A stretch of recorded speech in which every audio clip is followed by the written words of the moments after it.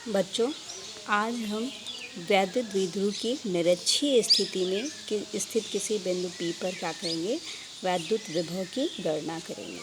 ठीक है। इसके पहले आप अच्छी स्थिति में गणना कर चुके हैं, जो कि वह कितनी आई थी, V बराबर 1/4πε0 P/r²। आगे हम क्या करेंगे, निरक्षीय स्थिति में बात करेंगे। निरक्षीय स्थिति के लिए सबसे पहले हम मान लेते हैं कि हमारा एक वैद्युत द्विध्रुव है और इस पर बिंदु A पर -q आवेश तथा बिंदु B पर +q आवेश रखा है। -q और +q आवेश के बीच की जो दूरी है वो 2L है। ठीक है।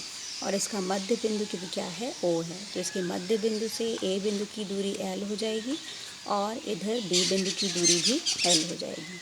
अब निरक्षीय स्थिति लेना है, यानी इसके मध्य बिंदु से ऊपर इसके लंबवत कोई बिंदु P है हमारा, जहाँ पर हमें क्या करना है, वैद्युत विभव ज्ञात करना है। तो यहाँ इस बिंदु P की यहाँ से दूरी, हम मध्य बिंदु से दूरी हम मान लेते हैं कितनी है, R है। ठीक है। तो यहाँ पर आपके दो आवेश हैं, तो इस बिंदु P पर हमारा क्या होगा, इसके कारण भी -q आवेश का कारण भी एक वैद्युत विभव होगा और +q आवेश के कारण भी क्या होगा, वैद्युत विभव होगा।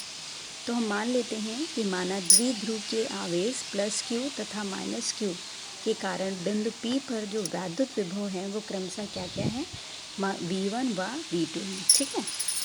तो V1 बराबर आप परिभाषा से क्या कह सकते हैं, सूत्र से V1 बराबर 1/4πε0 K Q/AP, यहाँ से इसके बीच की दूरी AP। ठीक है। अब ये AP बराबर आप कैसे निकालेंगे, यहाँ देखिए AP की गणना करने के लिए देखिए ये एक आपका क्या बन रहा है, समकोण त्रिभुज बन रहा है POA, जिसमें ये हमारा क्या हो जाएगा, लंब है, ये आधार है और AP हमारा क्या हो जाएगा, कर्ण हो जाएगा।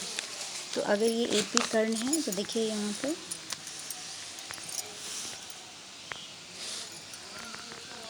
ये R हो गया, ये L हो गया, तो कर्ण बराबर आप कितना कह सकते हैं, √R² + L²।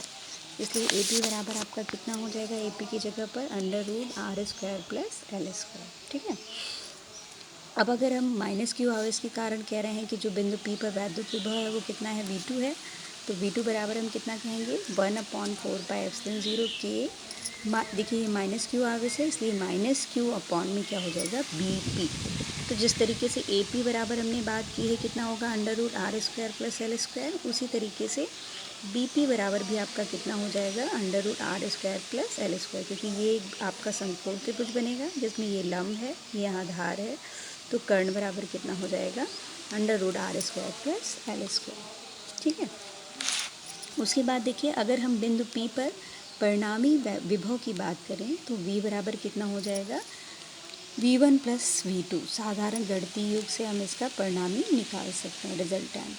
तो यहाँ पर देखिए V1 का मान रख दीजिए इससे और यहाँ पर V2 का भी मान रख दीजिए। तो देखिए दोनों ही चीज़ें क्या हैं, सेम हैं, इसलिए दोनों ही घटकर क्या हो जाएंगे, शून्य हो जाएंगे। इसलिए हम बात करेंगे कि वैद्युत द्विध्रुव की निरक्षीय स्थिति के प्रत्येक बिंदु पर क्या होगा, वैद्युत विभव कितना होगा, शून्य होगा। आगे देखिए हम पढ़ेंगे समविभव पृष्ठ। जैसा कि नाम से ही आपको समझ में आ रहा है कि सम मतलब समान, विभव पृष्ठ ऐसा पृष्ठ जहाँ पर क्या हो, विभव कैसा हो, समान हो। तो इसे कैसे परिभाषित करेंगे आप, वैद्युत क्षेत्र में खींचा गया वह पृष्ठ जिस पर स्थित सभी बिंदुओं का विभव क्या हो, समान हो, उसे हम क्या कहते हैं, समविभव पृष्ठ कहते हैं। ठीक है। सभी बिंदुओं पर क्या होगा, विभव समान होगा, उसे आप क्या कहेंगे, समविभव पृष्ठ। अब इसके देखिए कुछ महत्वपूर्ण पॉइंट्स हैं, वो क्या क्या हैं। फर्स्ट पॉइंट है, समविभव पृष्ठ के किन्हीं दो बिंदुओं के बीच जो विभवांतर होगा वो शून्य होगा। विभवांतर क्यों शून्य होगा, क्योंकि जब विभव समान है तो जब आप विभवांतर निकालेंगे अंतर, तो वो क्या हो जाएगा, शून्य हो जाएगा। अतः किसी समविभव पृष्ठ पर आवेश को एक बिंदु से दूसरे बिंदु तक ले जाने में किया गया कार्य क्या होगा, शून्य होगा। जब विभवांतर नहीं है तो किया गया कार्य भी क्या हो जाएगा, आपका शून्य हो जाएगा। उसके बाद समविभव पृष्ठ के प्रत्येक बिंदु पर वैद्युत क्षेत्र क्या होता है, उसकी दिशा के लंबवत होता है। ठीक है बच्चों, अगर कोई एक बिंदु आवेश है प्लस क्यू, उसके चारों ओर हम r त्रिज्या का एक क्या करते हैं, गोला खींचते हैं। तो जो ये गोला होगा वो क्या होगा, एक समविभव पृष्ठ होगा। ठीक है, समविभव पृष्ठ होगा। तो अभी यहाँ देखिए, अगर हम बात करें कि इसके प्रत्येक बिंदु पर जो वैद्युत क्षेत्र की तीव्रता की दिशा होगी वो क्या होगी, यहाँ से अगर हम मिलाएंगे इसको तो इसकी क्या हो जाएगी, इस तरीके से पृष्ठ के अभिलंबित हो जाएगी। अगर हम इस बिंदु पर बात करें तो वैद्युत क्षेत्र की तीव्रता की दिशा क्या हो जाएगी, इस तरीके से लेंगे। तो हर एक बिंदु पर क्या होगी, पृष्ठ की जो वैद्युत क्षेत्र की तीव्रता की दिशा है वो पृष्ठ की क्या होती है, अभिलंबित होती है। ठीक है, तो समविभव पृष्ठ के प्रत्येक बिंदु पर वैद्युत क्षेत्र की दिशा पृष्ठ के अभिलंबित होती है। उसके बाद दो समविभव पृष्ठ कभी भी एक दूसरे को काट नहीं सकते हैं, ऐसा संभव नहीं है।